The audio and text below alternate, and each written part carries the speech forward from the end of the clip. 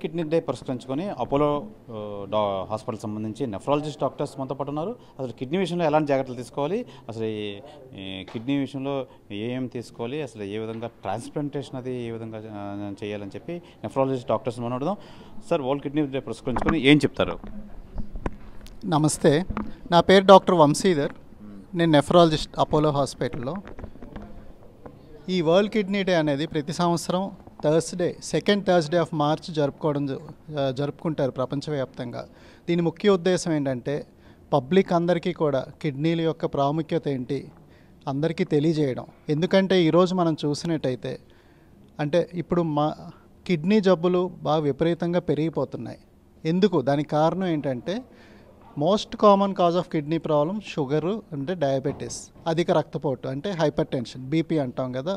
ఈ రెండు కూడా ఇన్సిడెన్స్ పెరుగుతుంది పబ్లిక్లో. సో అవి పెరగడంతో పాటు దానివల్ల వచ్చిన కాంప్లికేషన్స్, హార్ట్ ప్రాబ్లమ్స్ అవనివ్వండి, స్ట్రోక్ అవనివ్వండి, కిడ్నీ ప్రాబ్లమ్స్ అవనివ్వండి, ఇవన్నీ పెరుగుతున్నాయి. మేము చదువుకున్నప్పుడు కూడా ఇన్ని కిడ్నీ ప్రాబ్లమ్స్ చూడలేదు. తర్వాత అలా డికేడ్ ఆన్ డికేడ్ అంటే ప్రతి 5-10 సంవత్సరాలు చూసుకుంటే ఈ కిడ్నీ జబ్బులు అనేవి విపరీతంగా పెరుగుతున్నాయి. సో మనం తీసుకోవాల్సిన జాగ్రత్తలు ఏంటి? First thing, testing. Regular test చేసుకోవాలి. రెగ్యులర్ అంటే ఏంటి?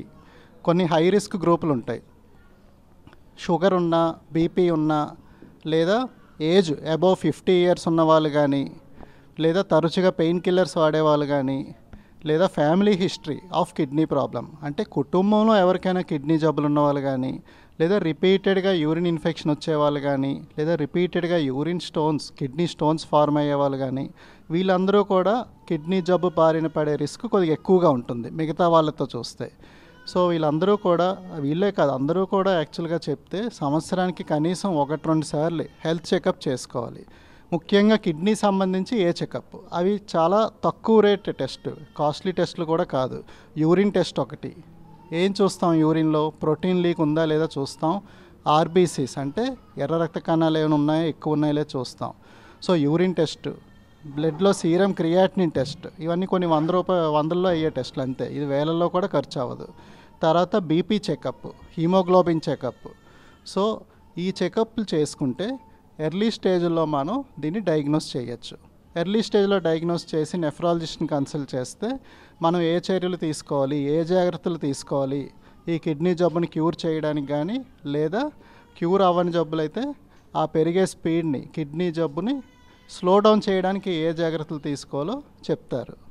సో ఈ కిడ్నీ జబ్బులు ఈ రోజుల్లో పెరిగిపోతున్న నేపథ్యంలో అందరూ కూడా దీని గురించి అవగాహన పెంచుకొని ఎప్పటికప్పుడు చెకప్ చేసుకొని ఎర్లీ స్టేజ్లో దానికి తగిన జాగ్రత్తలు తీసుకోవాల్సిందిగా కోరుతున్నాను.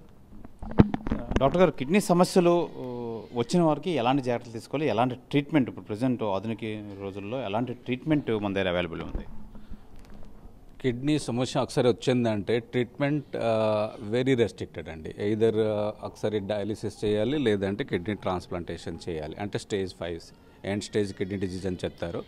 అప్పుడు మనకి treatment options very limited.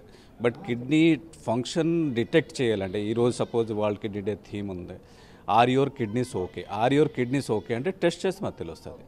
So urine test ఒకటి, యూరిన్లో ప్రోటీన్ లాస్ ఉందా, ఆర్బీసీ పోతుందా లేదా, అది ఒకటి. ప్లస్ హిమోగ్లోబిన్ అంటే కిడ్నీ డిస్ఫంక్షన్ అయిందని హిమోగ్లోబిన్ తగ్గుతుంది, అనీమియా అని చెప్తారు.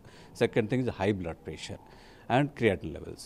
అట్లీస్ట్ ఒక 4 మినిమం టెస్ట్ చేసి మనకి కిడ్నీ ఫంక్షన్ ప్రాబ్లం ఉందా లేదా అది ఎర్లీగా డిటెక్ట్ చేయొచ్చు. That is are your kidneys okay. Then detect early అంటే మనం 4 టెస్ట్లు చేయాలి.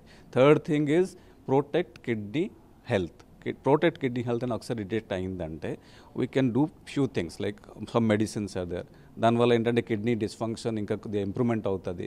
ఇంప్రూవ్మెంట్ అవ్వకుండా సపోజ్ అట్లీస్ట్ ప్రోగ్రెషన్ స్టాప్ చేయవచ్చు. ప్రోగ్రెస్ అవ్వకుండా further stage 3, stage 4, stage 5 kidney dysfunction అవ్వకుండా అది కూడా చేయవచ్చు. Next thing is treatment part is control of sugar, control of lipids అంటే cholesterol, control of blood pressure, anaemia improvement, calcium phosphorus control, ఇవన్నీ bone health కూడా control by the kidneys. So దీనికోసం early detect అయితే treatment చేయొచ్చు, kidney dysfunction progression prevent చేయొచ్చు, and పేషెంట్కి dialysis ఆపకుండా treatment చేయవచ్చు. డాక్టర్ గారు చెప్పండి, అసలు కిడ్నీ బారిన పడకుండా ఎలాంటి జాగ్రత్తలు తీసుకోవాలి, ఏ వయసులో వరకు ఎక్కువ ఈ కిడ్నీ ప్రాబ్లమాటిక్ అవుతుంది? సో కిడ్నీ బారిన పడకుండా ఉండాలనంటే రొటీన్ జాగ్రత్తలు ఒకటి, రెగ్యులర్గా ఎక్సర్సైజ్ చేయాలి. రెండు ఓవర్ మనకు సరిపడంత లిక్విడ్స్ తీసుకోవాలి. హెల్దీగా ఉండాలంటే మినిమం 3 to 4 లీటర్స్ లిక్విడ్ తీసుకోవాలి. ఉప్పు తక్కువ కన్జ్యూమ్ చేసుకోవాలి. Animal protein chicken, mutton, fish, egg అనేది తగ్గించుకోవాలి. షుగరు, బీపీ ఉన్న పేషెంట్స్ అయితే రెగ్యులర్గా దాన్ని చెక్ చేసుకుంటూ కంట్రోల్లో ఉండేటట్టు చూసుకోవాలి. ఎక్కువగా బయట ఉన్న జంక్ ఫుడ్స్ అన్నీ తగ్గించుకొని తింటూ ఉండాలి. That is called disciplinary diet అంటారు. సో ఓవర్గా ఎన్వి తినేయటం ఇవన్నీ తగ్గించుకొని తినాలి. నెక్స్ట్ స్మోకింగ్ ఒక అలవాటు ఉంటే కనుక స్మోకింగ్ పూర్తిగా ఆపేయాలి. ఆల్కహాల్ అలవాటు ఉంటే కొద్దిగా లిమిట్ చేసుకుంటే బెటరు. రెగ్యులర్గా ఎక్సర్సైజ్ చేసుకుంటూ ఉండాలి. అండ్ రెగ్యులర్గా మన కిడ్నీస్ని చెక్ చేసుకుంటూ ఉండాలి. హెల్త్ చెక్ లాగా every 6 months 1 year health check చేసుకుంటే మనం కిడ్నీలో ఎలాంటి విషయానన్నా త్వరగా మనం ఐడెంటిఫై చేసుకొని తగిన సమయంలో ఎర్లీగా మనం దాని ట్రీట్మెంట్ తీసుకొని నార్మల్కి తెచ్చుకునే అవకాశం ఉంటుంది అన్నమాట. ఏ వయసు వరకు ఎక్కువ కిడ్నీ ప్రాబ్లం? ఇది వయసు అంటే ఏ వయసు వరకైనా కిడ్నీ ప్రాబ్లం రావచ్చు. బట్ మెయిన్ అబోవ్ 40-50 years దాటిన వాళ్ళలో ఎక్కువగా కిడ్నీ ప్రాబ్లమ్స్ తరచూ చూస్తుంటాం. అండ్ బీపీ, షుగర్లు ఇవన్నీ కూడా మనకి 40 years 50 years నుంచి స్టార్ట్ అవుతాయి కాబట్టి సో వాళ్ళలో అబోవ్ 30-40 years వాళ్ళలో తరచుగా కిడ్నీ ప్రాబ్లమ్స్ అయితే చూస్తూ ఉంటాం. బట్ కిడ్నీ ఏ వయసులోనైనా ప్రాబ్లం అనేది ఏ వయసులోనైనా ఎఫెక్ట్ అయ్యే అవకాశాలు ఉంటాయి. ఇది ప్రధానంగా మానవ శరీర భాగంలో కిడ్నీ అనేది చాలా ముఖ్య భూమిక పోషిస్తుంది. అలాంటి కిడ్నీ విషయంలో చాలా జాగ్రత్తగా ఉండాలి. అలాగే యానిమల్ మీట్ కానీ, ఆల్కహాల్ కానీ, షుగర్, బీపీ ఉన్న వాళ్ళు కానీ తగు జాగ్రత్తలు తీసుకోవాలని చెప్పి అపోలో హాస్పిటల్ సంబంధించి నెఫ్రాలజిస్ట్ డాక్టర్స్ అయితే మనకు తెలియజేస్తున్నారు. కెమెరామెన్ రావణ్ కుమార్తో శివరామకృష్ణ, RTV, విశాఖపట్నం నుంచి. మరిన్ని వీడియోస్ కోసం ఛానల్ ని సబ్స్క్రైబ్ చేయండి. లేటెస్ట్ అప్డేట్స్ కోసం వాట్సాప్ ఛానల్ ని ఫాలో అవ్వండి. అండ్ లింక్ డిస్క్రిప్షన్ లో ఉంది.